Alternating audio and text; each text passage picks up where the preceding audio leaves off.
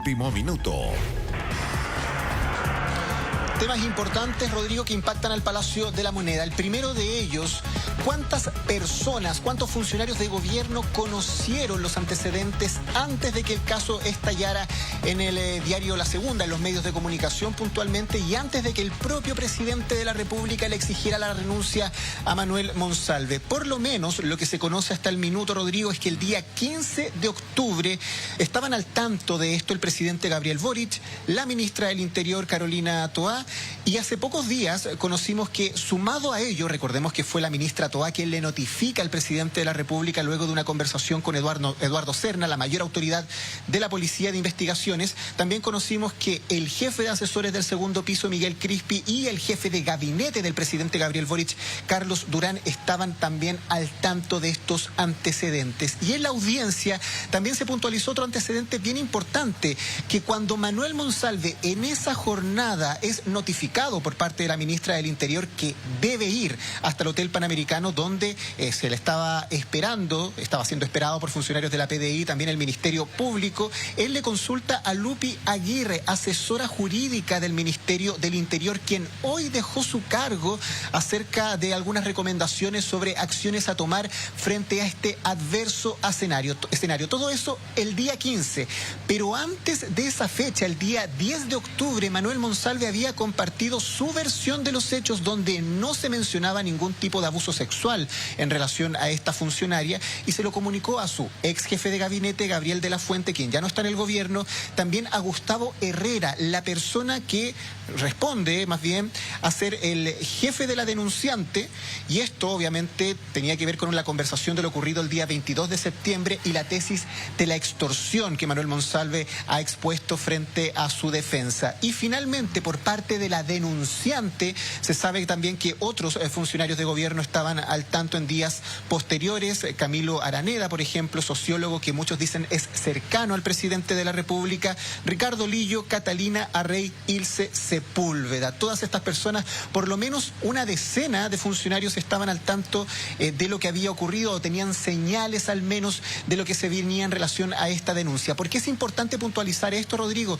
No precisamente por los cuestionamientos que se han hecho sobre la necesidad o la obligación más bien de los funcionarios públicos de denunciar, porque ya ha explicado el gobierno que cuando a ellos se le notifica en relación a esta investigación, ya se estaban realizando las distintas diligencias, por lo cual no era necesario que los funcionarios hicieran la denuncia. Pero sí es importante conocer estos antecedentes, considerando las críticas que existieron desde el minuto 1 al mal diseño que tuvo el Palacio de la Moneda para enfrentar este caso, y sobre todo las horas que tardó el presidente de la República, casi 2 días, en finalmente pedirle la renuncia a Manuel Monsalve, pese a que desde el Ejecutivo han planteado que este tema estaba en evaluación desde el minuto en que Monsalve y el presidente Boric tienen la primera conversación, pero la decisión se ejecuta casi 2 días después. Entonces, todas las personas cercanas al presidente por una parte, y por supuesto las personas cercanas al ex subsecretario Manuel Monsalve, de alguna forma también influyen en las decisiones que se fueron tomando. Muchos plantean de hecho que tanto Miguel Crispi, jefe de asesores del segundo piso, como Carlos Durán, jefe de gabinete del presidente Gabriel Boric,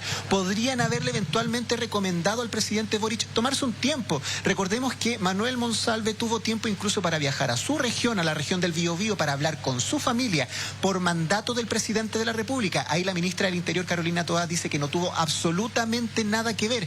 Y posteriormente, el mismo día donde Manuel Monsalve presenta su renuncia, o más bien oficializa su renuncia en el patio de los Naranjos, en la mañana estaba participando en una subcomisión de presupuesto en materia de seguridad, cosas que hasta el día de hoy no se entienden, considerando el peso que ya le había dado el Ejecutivo a los antecedentes que se conocían hasta el minuto. Ahora, otro tema muy grueso que se viene, Rodrigo, tiene que ver con los gastos reservados.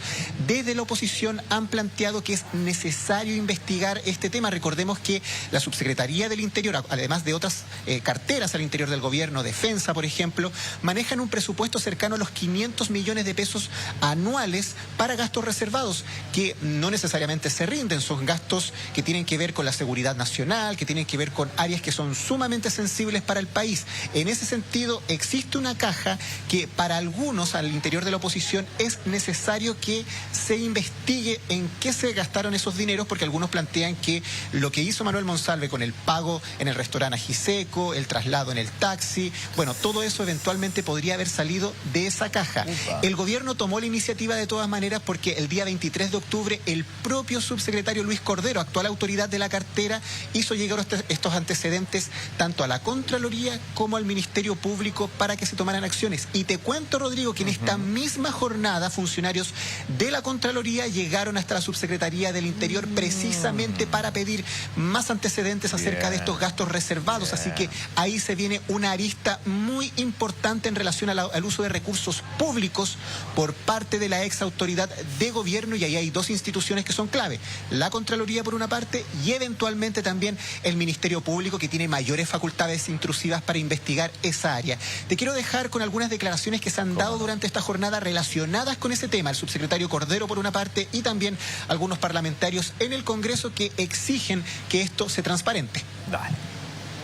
La modalidad en que se utilizan los gastos reservados, usted comprenderá que este es un asunto sometido al control de la Contraloría, los antecedentes están remitidos ahí y en ese contexto es donde deberá tomarse una definición sobre su uso adecuado o inadecuado. Lo que ha correspondido hacer al Ejecutivo es entregar rápidamente la información tanto al Ministerio Público como a la Contraloría. Lo que nosotros tenemos hasta ahora es un conjunto de antecedentes que han sido remitidos. La forma y modo en que se invirtieron forman parte de la investigación y también de las rendiciones de cuenta que en el pasado se hicieron. Y tratándose de una persona que está imputada, que está en prisión preventiva, que además ha generado tantas dudas respecto no solamente de su actuar personal, respecto de la víctima que lo acusa de violación, sino que también respecto de su actuar público como autoridad, utilizando eventualmente su cargo para resguardarse y para obstruir la investigación. Me parece que sin duda alguna es legítimo que se plantee la posibilidad de fiscalizar el uso de los gastos reservados con los cuales él contó durante el tiempo al menos en el cual, ¿verdad?, se le investiga. Tenemos antecedentes fundados que el ex subsecretario Monsalve utilizó estos fondos reservados no tan solo con fines electorales, sino que también para fines que son relacionados para su vida personal, para su vida privada. Alerta. Mira qué curioso, Rodrigo, cómo en la medida que van avanzando los días, que se van conociendo mayores antecedentes, se van abriendo también nuevas aristas y focos de investigación. Lo más delicado, lo más sensible, por supuesto, lo conocimos ayer con esta jornada, con esta audiencia extensa de formalización de Manuel Monsalve, que queda en prisión preventiva, pero solo a partir de los delitos sexuales.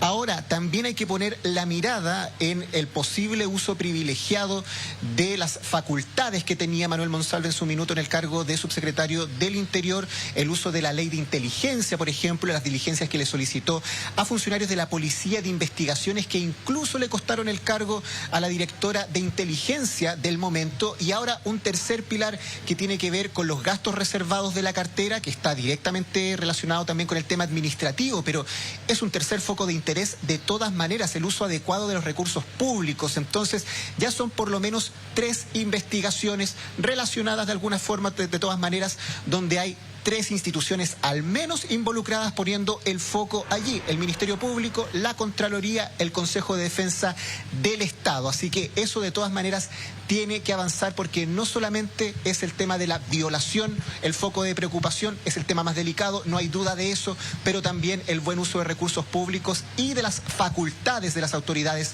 de gobierno. Tercer punto muy importante, Rodrigo, y algo que para muchos, incluso al interior del oficialismo, es clave que se dé dentro de los próximos días: un verdadero mea culpa en relación a cómo actuó el gobierno en las primeras horas de este caso. El senador Ricardo Lagos Weber, por ejemplo, en Radio Infinita durante esta mañana hizo un duro diagnóstico en relación a que se pudo haber actuado mucho mejor, con mayor celeridad, que la gestión del tema Monsalve no ha sido de las mejores. Ahí mucha explicación probablemente hay relacionado con a quienes se les consultó, a quienes se les pidió asesoría, a quienes escuchó el presidente de la República durante esas horas, si se creyó o no en la versión que estaba entregando Manuel Monsalve por esos días. Bueno, todo eso evidentemente pudo haber influido. El tema es que hasta el día de hoy no ha existido un mea culpa claro por parte del presidente de la República en relación a por qué no se saca a Manuel Monsalve desde el minuto 1 en el cual se reconoce lo delicada que era esta investigación por el delito de violación. Eso hasta el día de hoy nadie lo ha respondido. ¿Y sabes lo que ocurre, Rodrigo? Que hemos tenido declaraciones de la ministra del Interior, Carolina Toa, y hoy del subsecretario Cordero, planteando que, claro, a la luz de los hechos, ya hemos conocido muchos antecedentes a lo largo de la formalización, a lo largo de los días, las publicaciones de prensa, las filtraciones. A lo más se avanza en decir: siempre las cosas se pueden hacer mejor, pero queda esa posición política pendiente de reconocimiento que en este caso, que es sumamente delicado y que está directamente vinculada con la agenda feminista de este gobierno, que forma parte del ADN principal del programa del presidente Gabriel Boric, al menos no se actuó de la mejor forma. Vamos a escuchar parte de las declaraciones y la reflexión que entregó el subsecretario Luis Cordero en relación a este tema aquí en el Palacio de la Moneda. Dale. El Ejecutivo no tiene sino que señalar que, por cierto, como lo planteaba desde el inicio, el que esta investigación avance, que avance rápidamente y que se determine las responsabilidades en un delito tan grave como abuso sexual y violación es determinante para recuperar la confianza pública. Mucho se ha dicho estos días, se ha escrito en columnas, hay ríos de tinta que han sido publicados estos días en la prensa sobre la autocrítica o no del gobierno, que las cosas siempre se pudieron haber hecho mejor. Que, por cierto, con la información que hoy día tiene el gobierno, en ese momento se podrían haber tomado decisiones distintas. Es verdad, Rodrigo, que todos pueden ser generales después de la guerra. Obviamente los columnistas, los analistas, los propios parlamentarios también pueden hacer sus propias críticas en relación a lo que se pudo haber hecho mejor, pero aquí un poco de sentido común. O sea, ya sabíamos que la denuncia era delicada con el pasar del tiempo, luego de haber conocido la declaración que el propio presidente de la República dio al Ministerio Público aquí en el Palacio de la Moneda. Ya se sabía que había una investigación por delito sexual y además por las cámaras de seguridad que se solicitaron probablemente de manera irregular en relación a estas diligencias que pidió el ex subsecretario Manuel Monsalve durante esa jornada. Entonces, con todos esos elementos sobre la mesa, no es baladí pensar que evidentemente hace falta un mea culpa que, si bien es cierto, no soluciona en nada lo que está ocurriendo a nivel de tensión política, es un punto importante en relación a descomprimir esta crisis, porque está claro, si es que la renuncia se le hubiese pedido desde el día 1 al subsecretario Monsalve, si lo hubiese salido de la Moneda y no hubiese hecho su defensa aquí en el patio de los Naranjos, al menos a nivel político no se estaría viviendo la crisis que se está viviendo por estos días y, por supuesto, con advertencias de comisiones investigadoras, acusaciones constitucionales. Ya se está formando una en relación puntualmente al rol de Miguel Crispi, de Carlos Durán, de las primeras horas en las que la Moneda conoció acerca de estos hechos. Así que es una situación política sumamente delicada y que interfiere en la agenda que la Moneda quiere llevar a cabo adelante, por supuesto, con sus principales reformas. Bien, gran resumen, Rodrigo. Es impresentable que el presidente y que su círculo de hierro, que nos enteramos ayer, que sabían de esta información, lo hayan dejado en el cargo. Lo hayan dejado en el cargo 2 días y trabajando en la Comisión de Presupuesto. Eso es impresentable, impresentable. Todos dicen, bueno, lo podríamos haber hecho mejor, sí. Pero esto, con una acusación de esa forma y despidiéndose en la Moneda, son errores garrafales. Rodrigo, querido, un abrazo grande. Seguimos. Chao, gracias por todo.